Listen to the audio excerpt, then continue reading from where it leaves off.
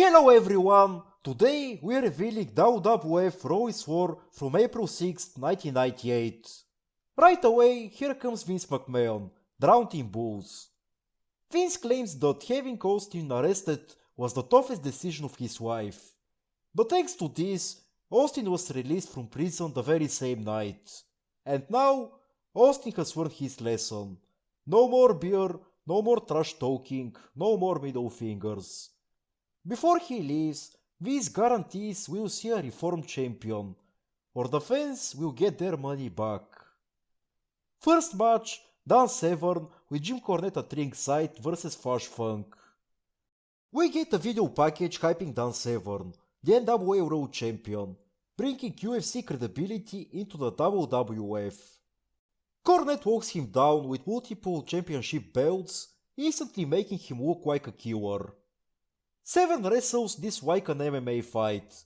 He takes Funk down repeatedly, works the arm, and keeps everything grounded.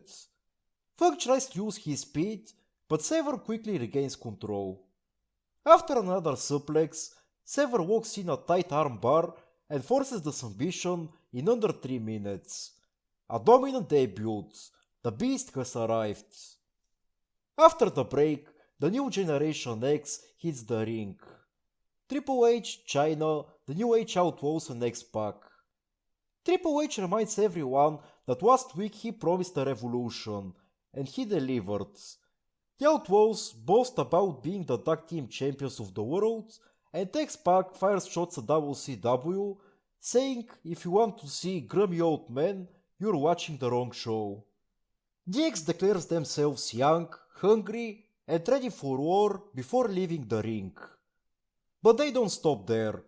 Backstage, DX sprays paints, logos everywhere, and bullies a backstage worker. Later in the night, they go too far. They vandalize the Disciples of Apocalypse Titan bikes, even pretending to urinate on them. Next match, Steve Blackman vs Brian Christopher. Blackman continues building momentum as Tennessee Lee joins commentary. The match starts technical, with Christopher using speed and opportunistic offense. Blackman mounts a comeback, lands a vicious bicycle kick, and walks in a crucifix-style arm submission for the win. But the celebration doesn't last. Tennessee Lee introduces Jeff Jarrett. The lights go out, and when they come back, Jarrett is behind Blackman and gives him a guitar shot. The guitar is becoming Jarrett's special card. After that, Cactus Jack comes to the ring wearing a neck brace and carrying a chair. He talks about the damage he and Terry Funk suffered in the cage match last week and that Funk may be seriously hurt. Then his tone changes. He talks about how fans chanted Austin after everything he sacrificed, even giving them Cactus Jack, the version they begged for. He asks for apology and the crowd doesn't give it. After 13 years, Cactus says maybe it just isn't worth it anymore. He thanks the fans who cared and says it may be a long time before we see Cactus Jack again and walks up the ramp slowly. Is this the end of Mick Foley? A powerful, emotional segment that plants serious seeds for what's coming next. We continue with Intercontinental Championship match, The Rock defending vs Owen Hart. Earlier in the day, the Nation ambushed Farouk in the parking lot. The crowd chants Rocky sucks as the two trade technical wrestling early. The Nation tries to interfere but gets ejected. Owen mounts a comeback with a spinning heel kick.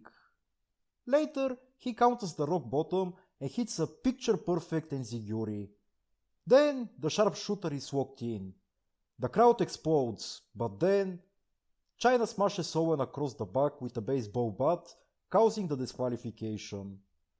The Rock retains the title and DX stands tall again, and Owen Hart continues to get robbed. Following that, here comes Vince McMahon with two police officers. He proudly introduces the new and improved Stone Cold Steve Austin. Austin walks out in a suit, still wearing his Austin 316 hat and wrestling boots. He goes to climb the turnbuckles, but Vince McMahon stops him. Vince asks why the rattlesnake doesn't wear the Gucci shoes. Austin says they hurt his feet. Vince removes Austin's hat and throws it into the crowd. Austin says sitting in jail made him realize he couldn't beat Vince. He even asks a police officer to take a picture of him and Vince holding the WWF title together. Vince is smiling ear to ear, but then Austin says this will be the last time he ever wears a suit. He rips it off, throws it into the crowd, and wallballs Vince McMahon. Stone Cold takes a picture of the suffering Vince and declares he's a redneck from South Texas and he won't change for anybody. The Austin McMahon rivalry just keeps getting better. Next match, Luna vs Matt Owens. Goldust beats up the opponent before the bell, and Luna quickly wins with a flying headbutt in under 30 seconds. Nothing special here.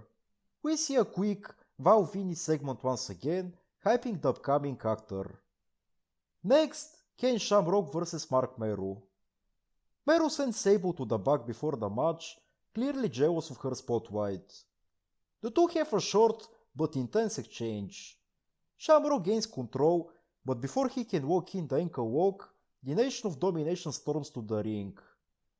Shamrock quickly grabs a chair and clears house, but the members catch up quickly.